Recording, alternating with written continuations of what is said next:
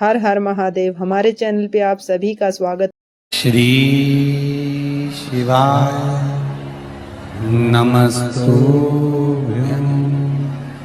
जैसे सूर्य नारायण भगवान को स्टील के लोटे से या चांदी के लोटे से या पीतल के लोटे से या प्लास्टिक के लोटे से या कांच के बर्तन से जल चढ़ाने से आयु छिन्न होती है।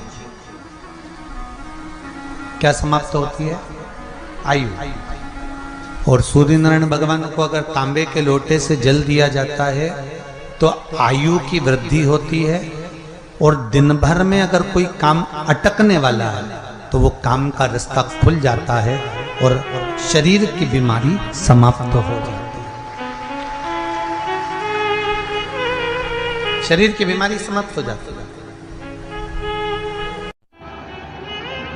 अब एक बात सावधानी से सुनिएगा, शायद शिव महापुराण के माध्यम से अभी तक ये बात सामने नहीं आई, पर शिव पंचायत कथा में आ रही है। जितने आस्था चैनल पर कथा सुन रहे हो, जितने फेसबुक और यूट्यूब पर सुन रहे हो, और जितने इस छत्तीसगढ़ की पावन धरा पर बैठकर सुन रहे हो, बहुत सावधानी से सुनना। एक प्रश्न हमारे भीतर खड़ा होता है, जब हम सूर्य नारायण भगवान को अर्घ देते हैं, जल चढ़ाते हैं, तो वो जल पृथ्वी पर जब गिरता है तो उसके छींटे हमारे शरीर पर लगते हैं। क्या वो ठीक है? क्या वो श्रेष्ठ है? तो शिव महापुराण की कथा कहती है, जब हम सूर्य को अर्घ देते हैं, सूर्य को जल चढ़ाते हैं, वो पानी जब पृथ्वी पर गिरता है, उसके छींटे हमारे शरीर पर लगते हैं, तो वो श्रेष्ठता का भाव निर्मित करते हैं। वो गलत नहीं हो सकता। कारण अब वो भी समझ लीजिए।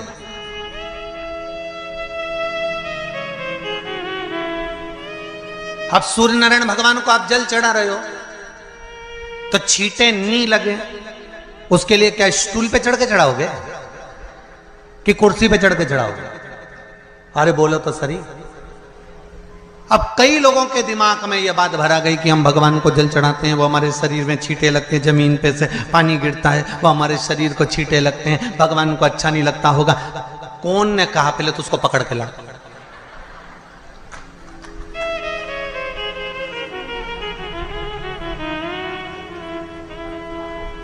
क्योंकि मेरे राम जी महाराज, मेरे भगवान कृष्ण,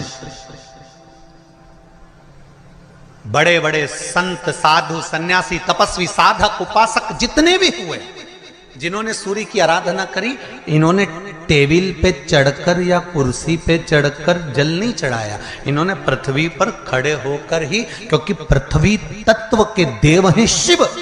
जब हम मृत्यु लोक पर खड़े होकर, पृथ्वी पर खड़े होकर भगवान शंकर का भाग पृथ्वी तत्व को धारण कर कर जल को हाथ में लेकर जब समर्पित करते हैं, और जो जल नीचे गिरता है वो शरीर पर अगर लगता है तो हमको उसका आशीर्वाद ही प्राप्त होता है, दोष नहीं लगता। पर लोगों ने इसको विपरीत कर दिया। कि कौन ने विपरीत करा? कई लोगों ने इसको विपरीत कर दिया।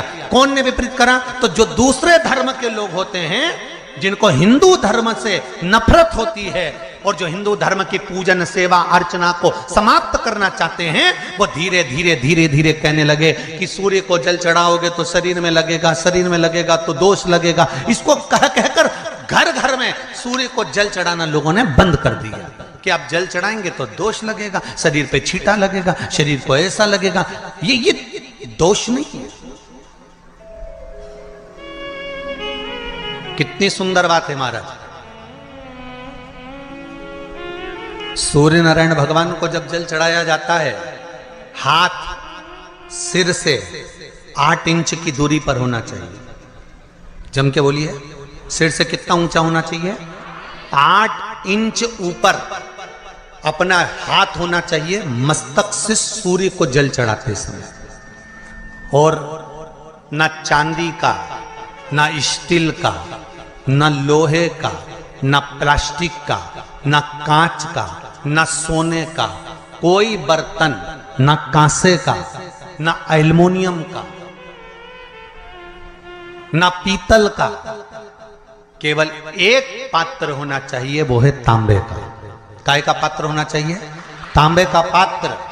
और सूर्य नारायण भगवान को जब 8 इंच ऊपर तुम्हारा हस्त है, और जब हम सूर्य को जल चढ़ा रहे हैं, कैसे जल चढ़ाना है वो भी समझ लीजिए। अगर कोई कैंसर का मरीज है, जिसके चेस्ट में कैंसर आ गया हो, लेफ्ट में राइट में कहीं पर कैंसर आ गया हो, या कोई गठान आ गई हो, तो महाराज आप जल चढ़ाते समय उस जल की धार को सूर्य भगवान को जब चढ़ा रहे हो, तो धार आपकी गठान की ओर जाना चाहिए, जिससे सूर्य की किरण उस जल में से आपके उस स्थान पर पड़े, उस जगह पर पड़े जहां पर गठान है। महाराज आप लगातार जल तो चढ़ाना चालू करो, अच्छे अच्छे डॉक्टर फेल हो जाएंगे और कह देंगे गठान ठीक हो गई। आपका लीवर और किडनी गड़बड़ कर रहा है, आप प्रतिदिन आपका स्वास्थ्य गड़बड़ रहता है, आप प्रतिदिन ये ज्योतिष शास्त्र के अंतर्गत, रत्न शास्त्र के अंतर्गत, ये रत्न शास्त्र, ज्योतिष शास्त्र, रंग शास्त्र जो हमारे यहाँ है, रंगों के हिसाब से ये जितने रत्न होते हैं, माणिक हुआ, मोती हुआ, नीलम हुआ, मूंगा हुआ, पुखराज हुआ, ये क्यों कहते हैं ये पीला है, ये सफेद है, ये नीला है, ये लाल है, इसको शरीर में क्यों पहनाते हैं? उसका कारण होता है कि जब शरीर में पहनते हैं, सूर्य की किरण उसमें पड़ती है, हमारे शरीर पर वो कलर का इफेक्ट पड़ता है, उस कलर को शरीर पर लगता है, और शरीर पर लगता है तो हमारा शरीर धीरे धीरे, हमारी जो इंद्रियां हैं वो सही होने लगती हैं, काम सही होने लगती है। और सूर्य नारायण भगवान का दर्शन साधारण नहीं, जो जल तुम चढ़ा रहे हो, वो जल की जो धार आ रही है उसमें सूर्य का दर्शन होना चाहिए, तो कैंसर की बीमारी कभी नहीं हो सकती।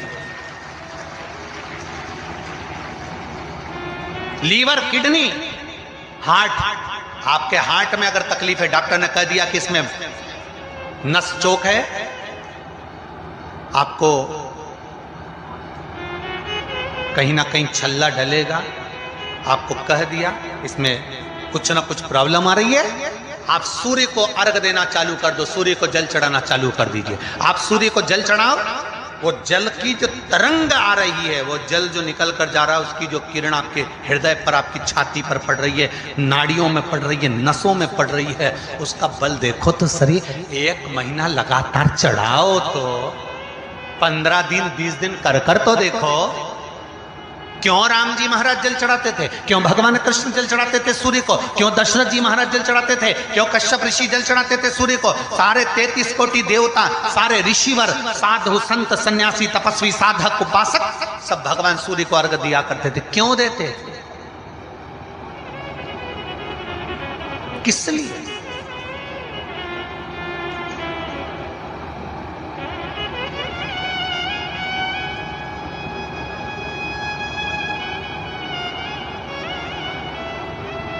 सूर्य नारायण भगवान को जल चढ़ाते समय आपके पंजों की एड़ी ऊंची नहीं होना चाहिए, ध्यान दीजिएगा। आपका पंजा पांव का पूरा की पूरा जमा होना चाहिए भूमि पर। हाथ कितने इंच ऊपर? 8 इंच ऊपर होना चाहिए। जल जो गिरे, सूर्य की किरण, सूर्य का दर्शन उस जल की रोशनी में करना चाहिए। क्या होगा उससे? जिस बच्चे को आंख में चश्मा लगा हो, मोटे से मोटा चश्मा लगा हो, छूट नहीं रहा हो, तो थोड़े दिन उसको सूर्य का अर्घ चढ़वाना चालू कर दो और जल में से सूर्य का दर्शन कराना चालू कर दो। सूर्य का दर्शन जल में से 2 महीना 2.5 महीना बहुत है, आंख की रोशनी बढ़ जाएगी, चश्मा हट जाएगा। आप कर देखिए। अब एक प्रश्न और खड़ा होता सूर्य को अर्घ देने। गुरुजी, पंचदेव पंचायत में सूर्य नारायण भगवान शंकर की पंचायत में हैं। सूर्य नारायण को हम फ्लैट में रहते हैं, हम फ्लैट के अंदर रहते हैं, तो हम फ्लैट में रहते हैं, हमारे यहाँ अगर छज्जा नहीं है, हमारे यहाँ जगह नहीं है, तो हम सूर्य को अर्घ कैसे दें? तो महाराज खिड़की तो होगी, अगर घर में फ्लैट में पानी ढुलेगा और आप लोग नहीं समेट सकते तो एक बाल्टी रख लो, एक पात्र रख लो, पर सूर्य नारायण भगवान को अर्घ देकर रोशनी शरीर पर पड़ना चाहिए। जिंदगी में कभी कोई बड़ी बीमारी नहीं आ सकती। कितने लोग देते हैं सूर्य को अर्घ? जरा हाथ उठाओ। बहुत बढ़िया, बहुत जोरदार। पुरुष लोग भी देते हैं ना, चाहे बच्चे से बच्चा हो, बच्चों के हाथ में भी एक लोटा पानी पकड़ाओ।